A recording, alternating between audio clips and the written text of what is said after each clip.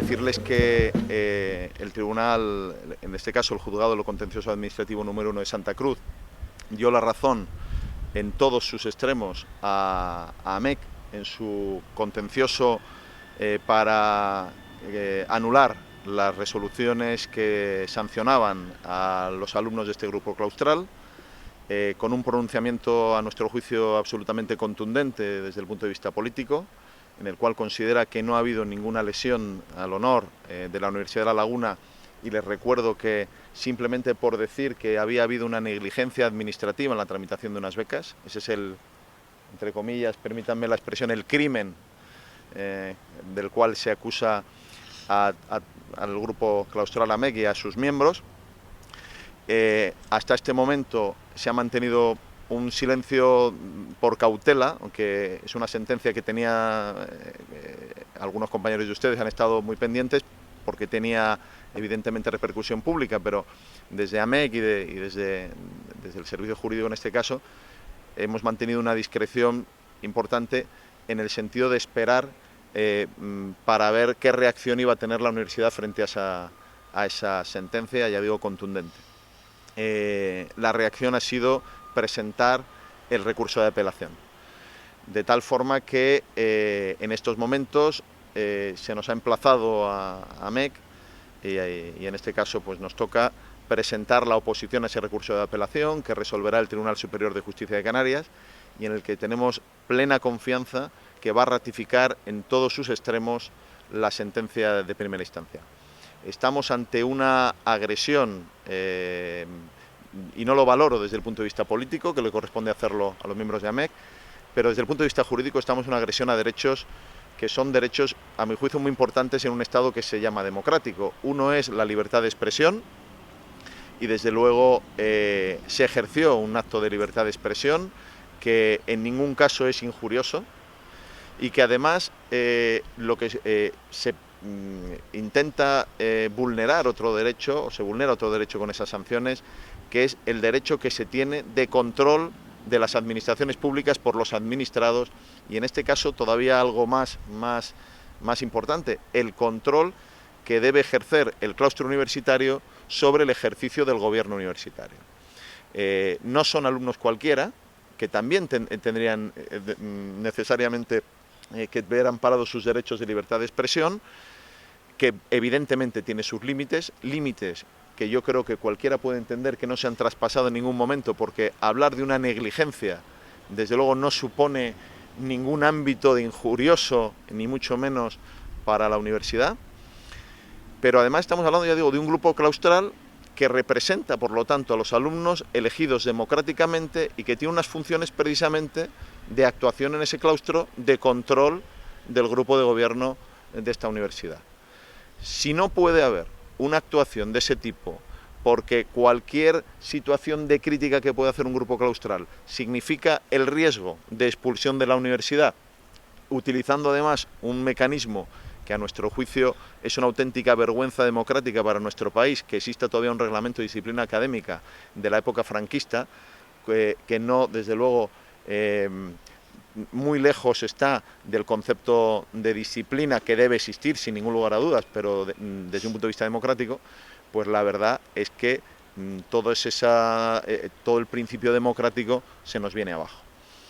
En ese sentido, decirles que lo que estamos haciendo es jurídicamente defender no solo que los hechos no son constitutivos de ninguna infracción, que no ha habido ninguna falta que haya que sancionar a estos alumnos, sino que además estamos defendiendo algo todavía más profundo, que es la libertad de expresión y ese ejercicio de control que necesariamente tienen que hacer los claustrales sobre el equipo de gobierno. Poniendo un símil, el claustro es el parlamento, entre comillas, poniendo ese símil, el parlamento de la universidad. ¿Ustedes se imaginan que porque un parlamentario en el Parlamento de Canarias, o un concejal en un pleno municipal, o un parlamentario en el Congreso de los Diputados acusara de negligencia al gobierno, pudiera recibir algún tipo de sanción? Evidentemente nos retrotraería, desde el punto de vista democrático y de derechos, a lo que nos retrotrae el rector con la aplicación del procedimiento de disciplina académica franquista. Entonces, es algo que va, ya digo, tiene la importancia que tiene, no solo porque evidentemente hay alumnos que ven comprometidas, pues entre otras cosas, algunas posibilidades de sus estudios, cosa que en estos momentos también es algo grave, pero vamos mucho más allá, porque lo que se está haciendo al final es un ejercicio de defensa simple y llanamente de la democracia y de lo que supone la democracia, que son el ejercicio de esos derechos. Y con esto, ya digo, estamos emplazados, tenemos 15 días, que son 15 días judiciales, para oponernos, y por supuesto se presentará ante el tribunal correspondiente la oposición a esa apelación. Ya digo, entendemos que además esa sentencia tiene pocos visos de poder ser revocada, en tanto en cuanto es una sentencia jurídicamente muy bien asentada y que creemos que tiene una seria dificultad de que pudiera atacársele, porque ya digo, está muy bien fundamentada y obedece precisamente a una visión de interpretación democrática de la ley. Pese a la contundencia de la resolución judicial, no se aprecia voluntad por parte del rector de reconocer una sentencia que pone en evidencia su política con respecto al grupo AMEC. La acción represiva contra el colectivo claustral y por extensión contra todo el movimiento estudiantil lagunero ha quedado totalmente desvelada por esta sentencia. El discurso del rector Domènech contra el colectivo se advierte como una lacónica soflama revanchista. Un discurso que ha pretendido silenciar desde el poder las voces críticas de los de abajo, de los únicos que no le votan a Domènech. Recordamos que los alumnos de la UL no votaron por Eduardo Domènech Martínez en las últimas elecciones del claustro. AMEC fue el grupo que contó con más apoyos dentro de su sector, el grupo que cuenta con más apoyo dentro de la comunidad universitaria. Desde el principio, Eduardo Domènech permitió esta cacería contra el alumnado, dejando que el decano de la Facultad de Psicología, Pedro Benito Avero Hernández, convirtiera una nota de prensa de apenas 200 palabras en una cuestión de honor en la que se ponía en juego, según este señor, la reputación de la Facultad de Psicología. En la sentencia del 5 de abril, todo tiene otro color. Y con respecto a esa nota de prensa se dice, y cito, en la publicación litigiosa no se detecta ninguna expresión ofensiva o injuriosa, limitándose el comunicado a exponer unos hechos con ánimo a que se mejore el servicio y se eviten perjuicios. Una publicación hecha en el ejercicio legítimo del derecho del gobernado a controlar al gobernante, a la libertad de expresión y de información, a la legítima crítica de la actuación de los poderes públicos y a la defensa de los estudiantes por los miembros de un grupo claustral, a cuyo efecto se ha constituido, no puede entenderse como una ofensa de palabra, habiendo fuente de información procedente de la Fundación que imputaba el retraso a la universidad, máximo cuando el relato de hechos no contiene ninguna expresión ofensiva o injuriosa.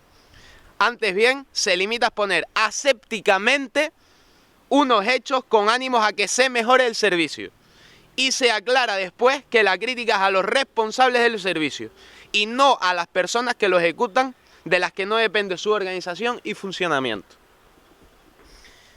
El rector de la UL, Eduardo Domènech Martínez, dio luz verde a una serie de excesos dialécticos por parte del decano Pedro Avero. Se permitió que un asunto normal y habitual en cualquier institución, la existencia de crítica y fiscalización, se convirtiera en un auténtico drama, o, según se mire, en una patética comedia bufa. Al mismo tiempo, se orquestaba a través del servicio de inspección un segundo acto. El jefe del servicio de inspección, Andrés Falcón Armas, elegido a dedo por el señor rector, se ha prestado a mantener varios meses de interrogatorios y presión contra varios de nuestros estudiantes. Meses de machaque reiterado y comparecencia en los que iba tomando forma el proyecto liquidador que parecía prediseñado. Se dejaba muy poco a la improvisación. Todo estaba bien estudiado y milimetrado. Incluso se llegó a jugar con el servicio de mediación, siempre tratando de lograr el mismo objetivo. darle la razón a quién. Según la sentencia del 5 de abril, no la tiene. Ni Doménez ni Pedro Avero tienen la razón. Los miembros de la Asamblea aguantaron pacientemente a que se diera fin a este auténtico despropósito. Pero no solamente no se puso fin al mismo, sino que acabó en una instrucción hacia todas las personas que pudieron ser identificadas como miembros del colectivo. Y volvemos a reiterar, 23 personas. No hay precedentes en la historia universitaria. Es un hecho sin precedentes. El procesamiento de todo un colectivo estudiantil. El procesamiento de todas las personas que podían ser identificadas como miembros de dicho colectivo. Esta instrucción se asemejó a un juicio sumarísimo. El instructor de los alumnos, perdón, el profesor José Ulises Hernández Plasencia, en unas pocas horas interrogó a los alumnos y determinó la existencia de 12 responsables, excluyendo a otros 11. Esta primera criba también estaba en el guión.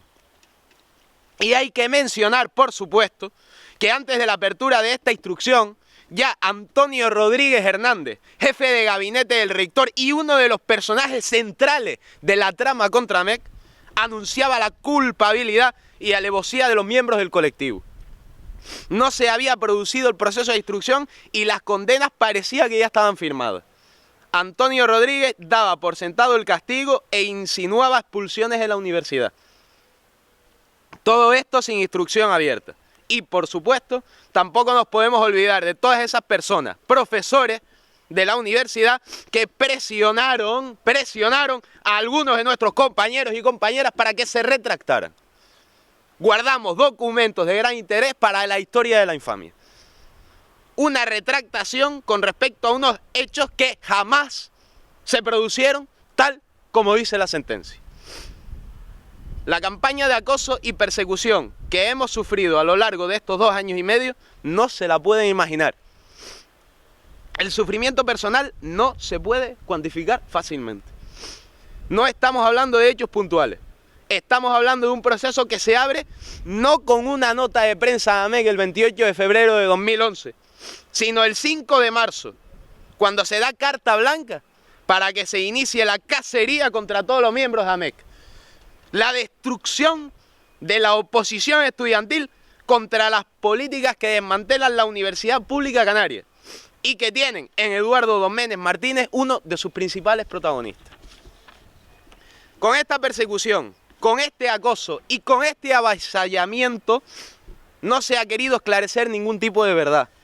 Lo que se ha querido es la destrucción y aniquilación total de la resistencia estudiantil que ha asistido contra las políticas de desmantelamiento de la universidad pública que ha venido gestando Doménez mucho antes de que ocupara su cartera el señor Wert. Doménez ha defendido un modelo de universidad elitista y excluyente, y a la hemeroteca nos remitimos. Podemos hablar de cómo se ha gestionado la llamada convergencia europea en la UL, del proceso de extinción de titulaciones, del dinero saqueado al alumnado obligado a adaptarse sin garantía, del reglamento de permanencia, de lo que cuesta examinarse a la PAU, etc. La única solución que encuentra este rector para ajustar su presupuesto es el endeudamiento de los estudiantes y por tanto de las familias canarias. Esta universidad está desposeyendo a nuestras familias a cambio de una educación precaria y decadente. Con esta casa de brujas orquestada contra AMEC se ha querido instaurar la Pax Romana, es decir, el consenso por la fuerza, el silencio amordazado. Y ahora, cuando una sentencia da la razón a los estudiantes, la universidad recurre, a pesar de que Doménez muestre una supuesta cara benevolente diciendo que no va a aplicar sanción alguna a los miembros juzgados de AMEC. Se sigue invirtiendo dinero público en la persecución del estudiantado. ¡Qué bien se juega con el dinero público, eh! Las políticas de Doménez han quedado en evidencia en los juzgados y ante toda la sociedad canaria. Por todo esto, aprovechamos para pedir la dimisión de Eduardo Doménez Martínez, rector nefasto, probablemente el peor rector que haya tenido esta universidad en su historia. También pedimos la dimisión de todo su equipo, especialmente de su jefe de gabinete, Antonio Rodríguez Hernández, el jefe del Servicio de Inspección, Andrés Falcón Armas, y el decano de la Facultad de Psicología, Pedro Benito Avero Delgado.